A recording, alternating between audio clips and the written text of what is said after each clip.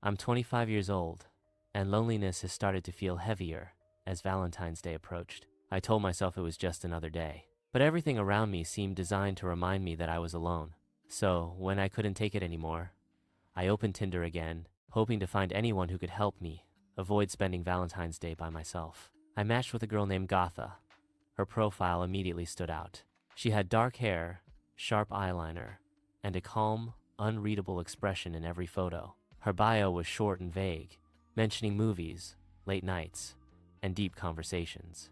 There was something about her that felt different, but I couldn't place what it was. When she messaged first asking if I had Valentine's plans, I answered honestly and said no.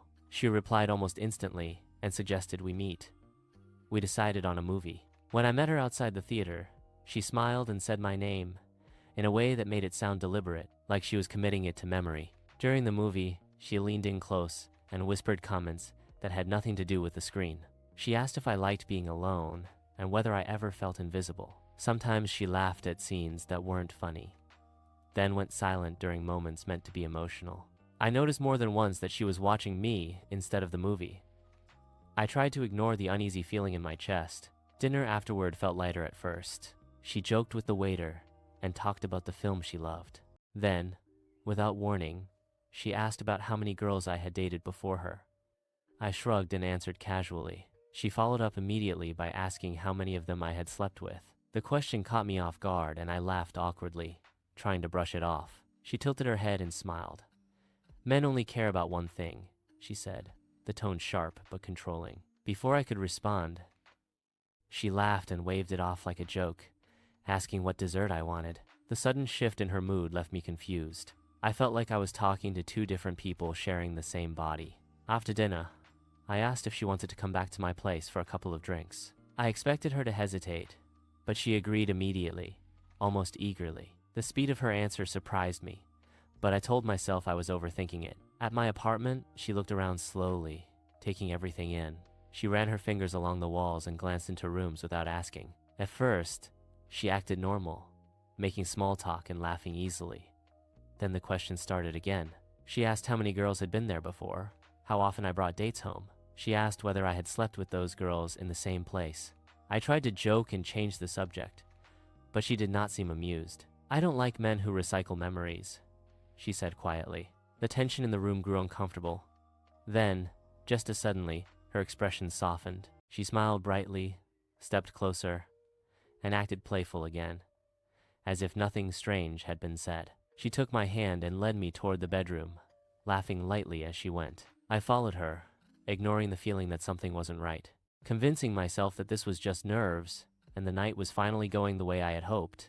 I knew something was wrong with the way her mood kept changing, but I ignored it again and again because I was desperate for some action. Loneliness has a way of dulling her instincts, and desperation makes red flags look like harmless quirks. When Gotha led me into the bedroom, I followed without protest. Even though the uneasy feeling in my stomach had only grown stronger inside, she stopped near the bed and turned to face me.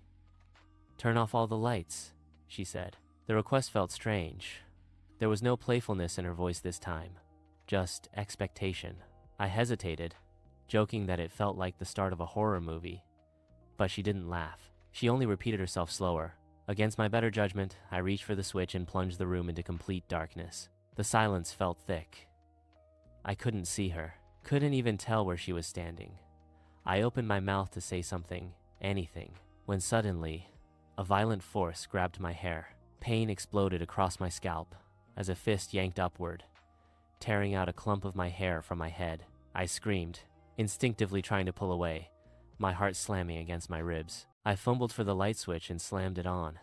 Gothica was sitting upright on the bed, her posture rigid and unnatural. Her eyes were rolled so far back that only the white show. Her mouth moved rapidly, whispering words I couldn't understand, syllables that sounded wrong. The sound made my skin crawl. It didn't feel like a language. It felt like a ritual. I stumbled backwards and shoved her hard, trying to put distance between us. She fell back onto the mattress, but her hand never loosened. Her fingers were still tangled in my hair, gripping it with terrifying strength. She let out a scream that didn't sound human, her voice cracking and overlapping with itself. "I have you now," she shrieked. "I control you now, for the rest of your life."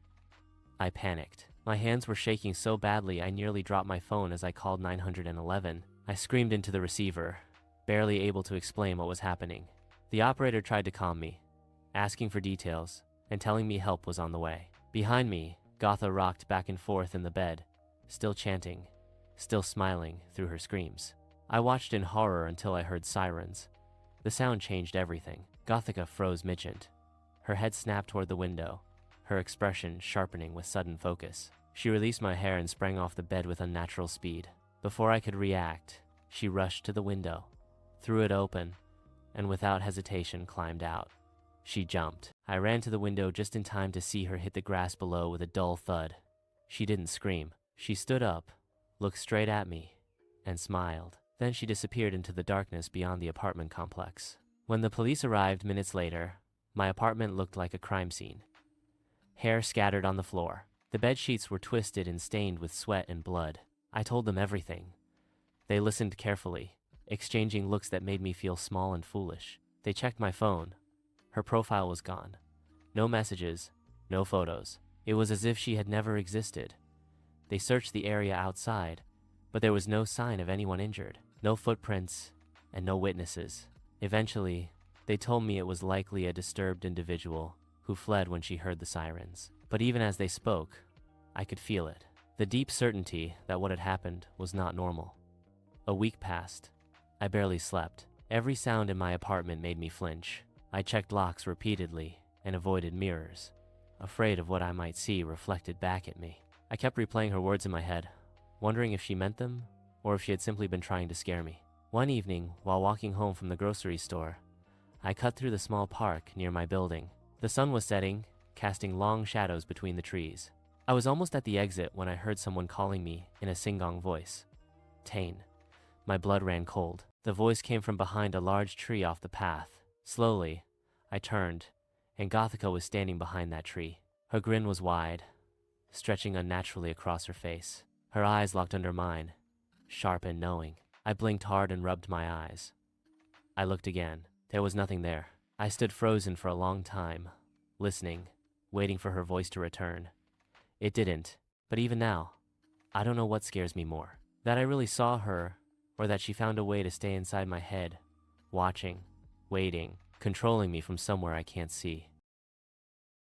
I'm 32 years old, and until last Valentine's Day, I believed that if you stayed in public places, expensive places, or safe places, nothing truly bad could happen to you. My husband, Yusef, and I chose the retreat because it was marketed as a private romantic escape. It was built around a lake, surrounded by trimmed hedges and soft lantern lighting. Everything smelled like jasmine and warm wood. Staff members whispered when they walked past. Even the water in the pool looked calmer than normal water. It felt like a place where nothing ugly could exist. We checked in mid-afternoon and were led to our room by a smiling concierge. The thick and red hallway carpet muffled the sound of our footsteps. I recall experiencing a strange sense of isolation, as if we had closed off the outside world. That was when we first saw them. They were sitting in the lobby lounge on pale leather chairs, facing the entrance like they were waiting for something. The woman noticed us immediately. She smiled too fast and stood up before we even reached the desk. "Oh, how lovely," she said brightly, a young couple in Valentine's. Her voice had the sweetness of someone who had practiced sounding sweet for a very long time. She introduced herself as Hannah. Her husband was Bates.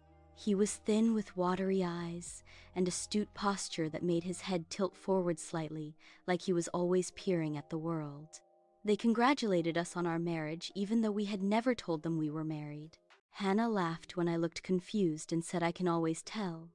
I thought that was strange, but not alarming. At first, they were simply everywhere. At breakfast, they sat 2 tables away. At the pool, they lounged in chairs just close enough to hear us talk. We walked along the lake path. They happened to be walking too, always slightly behind us. Hannah complimented my hair, then my dress, then my voice. She said I reminded her of herself when she was young. I didn't understand why that made my stomach tighten. One afternoon, she asked if she could take our photo. "We collect memories," she said, holding up a small digital camera. People we meet, moments we love. I laughed awkwardly and said yes, because refusing felt rude. Bates took the photo. He didn't blink when the flash went off. After that, they became bolder. They followed us more closely. Hannah began touching my arm when she spoke.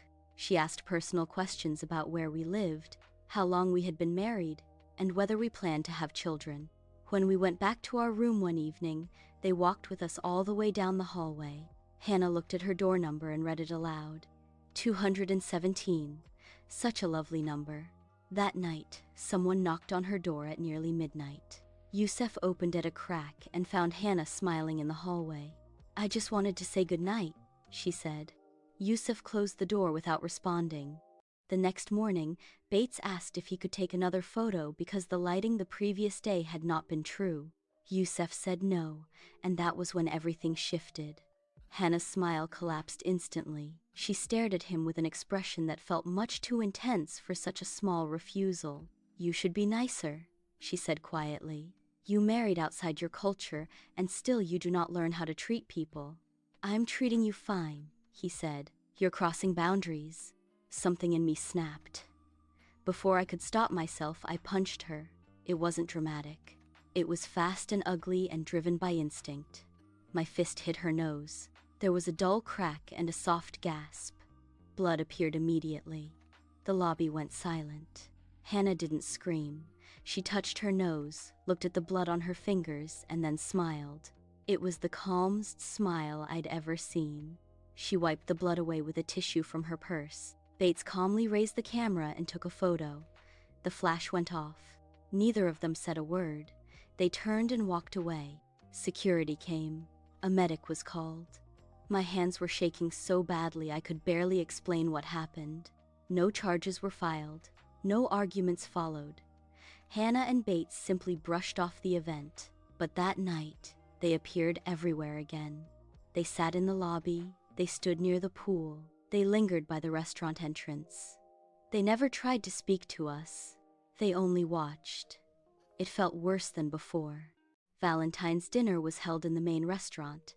Candles and roses and soft music. I wore a red dress Yusef bought me. We danced to a romantic number and shared lots of nice moments. We tried to feel normal, but I kept scanning the room. They weren't there. After dinner, we walked through the garden path. The lawn was dimly lit. Red balloons were tied to chairs. The lake shimmered under the moonlight. We sat on a bench and talked about leaving early. All of a sudden, I heard rustling behind the bushes. Yusef didn't hear it because he was talking to me, but I got a feeling of dread, like something very bad was about to happen. Yusef saw me feeling nervous, so he asked me what's wrong. I was about to tell him that we should head to our room when I heard someone whisper, "Do it now." And before I could even react to it, I saw Bates coming out of the darkness holding a giant rock in his hand. He sprinted towards my husband and threw the rock, aiming at his head. Thankfully, Yusef moved aside, trying to dodge it, but the sharp end of the rock hit him on the forehead. It all happened so fast that I didn't know how to react. Yusef screamed in pain and collapsed in the ground, grabbing his bleeding head. I started screaming for help. That's when Hannah came out from the dark, clapping and laughing like a psycho. She was constantly clapping like a kid bursting with joy, seeing something funny. I still remember her face as she laughed uncontrollably. She was so amused seeing someone bleed that I was questioning her sanity. Bates, on the other hand, stood like a statue with a blank face. I understood this man does exactly what his wife tells him to, and he too has no conscience or sensitivity. They kept crying and screaming for the securities to come, and they finally arrived. What felt more disturbing was that even when they were carrying my injured husband inside, Hannah and Bates stood there holding their ground like they had no fear of the consequences of their actions. While leaving, I turned to Hannah one last time, and what she said still rings in my ear at night. She grabbed my hand like she was about to make a speech. Her eyes kept moving left and right weirdly, and then she fixed her gaze on my face. She grinned ear to ear and said I was lucky Bates didn't murder my husband. She also mocked me, saying I'm in no position to complain about them since I hit her earlier. I finally realized why they were so cool with what they did. The next morning we left the hotel. Yusuf had been dishes for a week. Our Valentine's experience was ruined, and we regretted not spending it at our house. It all could have been avoided if we never went to that retreat. My dad's friend is a retired cop, and he had his sources, so I gave him details about Hannah and Bates just for a background check.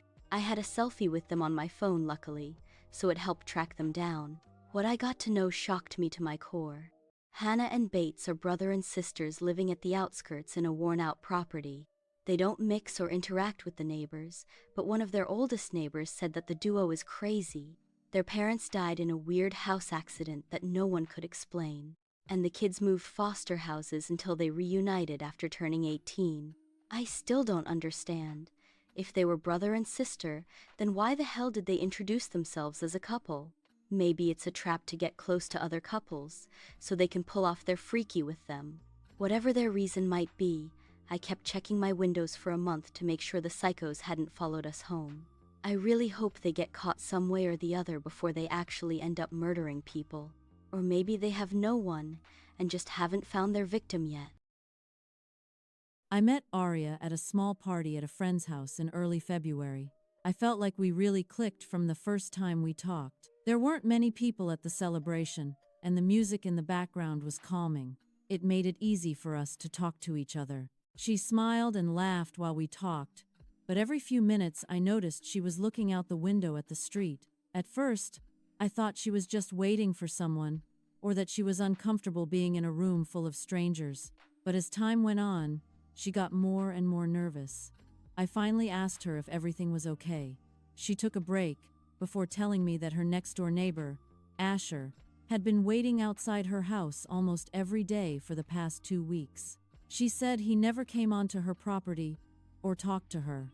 He just stood there for a long time and watched her house. She said he had called the police once before, but they had told her that they couldn't do anything unless he really broke the law.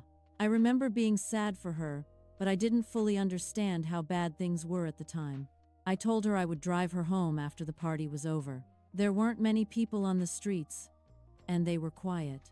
As soon as we got to her house, I saw a tall, thin man standing on the other side of her fence. He was looking at the house with his hands in his pockets.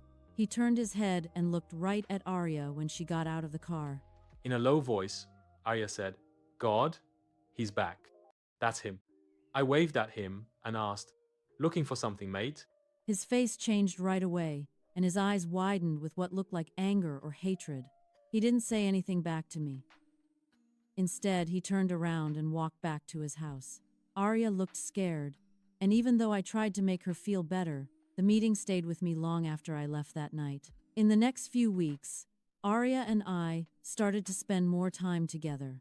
We went out for coffee, saw movies, and walked around town. But Asher kept coming back in ways that were scary and unexpected. The first time it happened, we were sitting by the window in a cafe, talking quietly while it rained outside. Suddenly, Arya stopped talking to me and became quiet.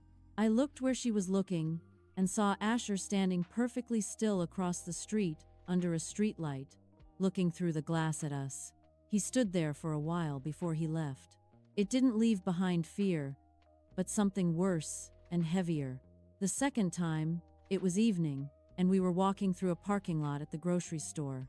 As we got to my car, Arya stopped walking and took my arm. Asher was standing at the other end of the parking lot next to a row of shopping carts and watching us again. He didn't have to be there, and he didn't look like he was shopping. He was just watching. 2 days after that, we were sitting on a bench in a small park close to her house. All of a sudden, Arya got tense next to me. Asher was standing on the edge of the trees, partly in the shadows, and watching us again. I knew this wasn't a coincidence at that point. Valentine's Day was coming up, so I wanted to ask Arya to be my girlfriend in a formal way. I told her to come over around 7 for a casual meal at my house. When she didn't show up on time, I tried to call her, but her phone went straight to voicemail. I started to feel weird in my chest, and by 8:30, I knew something was very wrong. I drove to her house. It was odd that her porch light wasn't on. The latch on the front door looked bent and broken when I got there. I walked in slowly, and saw that the house was dark and still. I went upstairs and saw Arya lying on her bed with her hands and ankles tied up and duct tape over her mouth.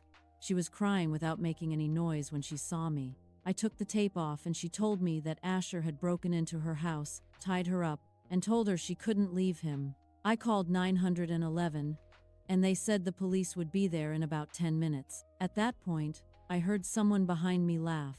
Asher was standing in the doorway with a gas can and a lighter when I turned around. He began to spill gas on the walls and floor, while softly saying how much he loved Arya and how no one else could have her. I told him that Arya loved him too, and that I would leave if he just stopped. He stopped, then smiled ear to ear like he finally saw some hope with the girl. He was distracted for a second. I took the lighter from his hand and threw it out the window. It all happened so quickly that Asher could barely get a hang of it. He yelled and tried to hit me, but I tackled him to the ground. We fought until I heard sirens, and a few seconds later, the police came in and held him down. Asher was arrested and charged with stalking, breaking, and entering and attempted arson. Everything felt weird for the next few days, like my mind was still trying to figure out what had really happened. Arya didn't sleep much at all for the first few nights after the event. She jumped at every sound. The sound of a creaking floorboard, a humming refrigerator, or even a truck passing by outside. I stayed with her as much as I could because she needed me, and I didn't think the world was safe yet. One night, while we were alone on my couch, she told me something she had never told me before. She said that Asher didn't start by standing outside her house. He started by following her around at the bus stop, at the coffee shop she went to after work, at the library where she used to go study. At first, she thought it was just a coincidence. Then she remembered that he always waited for her before she got there. She said one afternoon, she purposefully visited this grocery store on the other side of town to test if Asher was really following her. When she got out with her bags, Asher was standing by the asphalt, smiling at her. At that point, she knew he was stalking her. A few days later, the police came back to ask more questions. When they searched Asher's house, they told us they found printed pictures of Arya on the wall. Some of them came through social media. Others were clearly taken from far away, without her knowledge. Some of them had notes written on them, times, locations, even what she wore and who she was with. Arya moved out of her house and stayed with a friend in a different part of town within a week. She even changed her social media account so that everything was private or gone. She said it felt like getting rid of herself, but she'd rather be invisible than watch. I still think about what would have happened if I ignored my gut feeling that night when Arya didn't show up. If I hadn't driven to her house or waited an hour longer, things would have ended in a really dark way. Sometimes I picture myself getting into that room too late. I smell smoke instead of gas. I think of the sound of sirens that never came on time. That's the part that stays with me. Danger doesn't always make a lot of noise. Everyone assumes it comes with threats, yelling, or violence. But Asher taught me that the people who are the quietest are often the most dangerous. They're the ones with a lot of patience, like an eagle navigating for its prey. These are people who build their fantasy slowly until reality becomes an inconvenience, one they feel entitled to erase. Thank you for watching. Don't forget to like, share, comment and subscribe, or follow for more stories on Fun Tales for All.